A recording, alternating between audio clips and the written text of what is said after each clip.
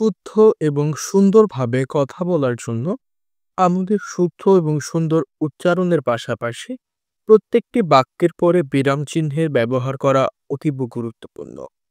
কেনই কথা বলছি, কেন উদ্ভাবিত হয়েছিল বিরাম চিহ্ন, এই কনসেপ্টটি যদি আমরা দেখতে চাই, তাহলে সুন্দর শব্দ চয়নের পাশাপাশি আমাদের প্রত্যেককে বিরাম চিহ্ন ব্যবহার করতে হবে। কথা বলার সময় কিভাবে আমরা বিরাম চিহ্ন ব্যবহার করতে পারি, সেটি নিয়ে আজকে কথা বলবো। আমরা প্রত্যেকেই কথা বলি, যদি অতি ঘনমাত্রায় আমরা কথা বলে ফেলি, দেখবেন প্রত্যেকটি বৈদ্যুতিন যন্ত্রে যখন আপনি কথা বলছেন, ১ সেকেন্ডে ওরা একটি নির্দিষ্ট মাত্রায় শব্দকে গ্রহণ করতে পারে। তেমনি আমাদের মানুষের যে মস্তিষ্ক, এটিকে কাজ করার জন্য শব্দের একটি নির্দিষ্ট মাত্রা আছে। এটি নির্দিষ্ট মাত্রায় কথা বললে প্রত্যেকের কথা বলা খুব সুমধুর এবং সুস্পষ্ট শোনায়।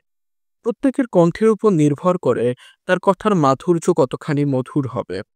হয়তো আমার কথা আপনার কাছে মধুর নাও লাগতে পারে, কিন্তু আমার কথা আপনার কাছে স্পষ্টভাবে পৌঁছানোর জন্য আমার প্রত্যেকটি কথার মধ্যে বিরাম চিহ্নকে ব্যবহার করতে হবে। একটি কথা বলার পরে একটু থামা, এটি একটি কথার সভ্যতার অংশ। আমি যত সুন্দর করে কথা বলবো, তত সুন্দর করে মানুষ গ্রহণ করবে। তার মানে মানুষের কাছে আমার কথার গ্রহণযোগ্যতাকে যদি বৃদ্ধি করতে হয়, অবশ্যই আমাকে বিরাম দিতে হবে কথার মধ্যে। যে কারণেই বলা হয় যে কথার মধ্যে বিরাম চিহ্নের ব্যবহার কথার সৌন্দর্যকে হাজার গুণে বৃদ্ধি করে দেয়।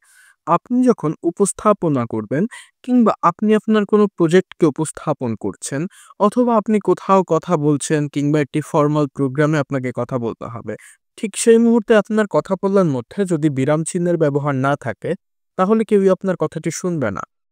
কয়েকটি বিরাম চিহ্ন খুবই গুরুত্বপূর্ণ: দাড়ি, কমা এবং প্রশ্নবোধক কিংবা বিস্ময়। প্রশ্নবোধক কিংবা বিস্ময়ের ক্ষেত্রে কোনো বিরামের পাশাপাশি আপনাকে একটি ইমপ্রেশন বা আপনার মুখের অবয়বে এমন একটি ভাব সৃষ্টি করতে হবে, যে ভাবটি বোঝাবে যে আপনি প্রশ্ন করছেন। আপনি যদি আমাকে বললেন, তুমি কি খেয়েছো, এটা আসলে কোনো ইমপ্রেশন ক্রিয়েট করে না। আপনি যখন বলেন, তুমি কি খেয়েছো, তখন এটা একটা প্রশ্নবোধক ইমপ্রেশন ক্রিয়েট করে।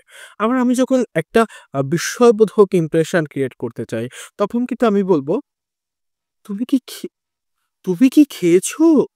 মানে আমি এই যে একটা অবাক হলাম যে এখনো তুমি খাওনি। আ এটার দ্বারা আমি তুমি কি খেয়েছো এটাকে বোঝাচ্ছি। তো এমন ইমপ্রেশন ক্রিয়েট করাটা অনেক গুরুত্বপূর্ণ। বলবেন, ভাই আমি তো নাটক করছি না। না ভাইয়া, এটা নাটক করার বিষয় না। প্রকৃত অর্থে আমরা যখন কথা বলি, তখন আমাদের ইমপ্রেশনের উপর একটা মানুষ আমাদেরকে নিয়ে আসলে কি ভাবছে, তার মনন চেতনার মধ্যে আসলে আমার কোন ভাবটি আছে, এটিকে তুলে ধরা অনেক গুরুত্বপূর্ণ। তার মানে আমরা প্রত্যেকটি বিরাম চিহ্নের একটি করে ইমপ্রেশন দিব।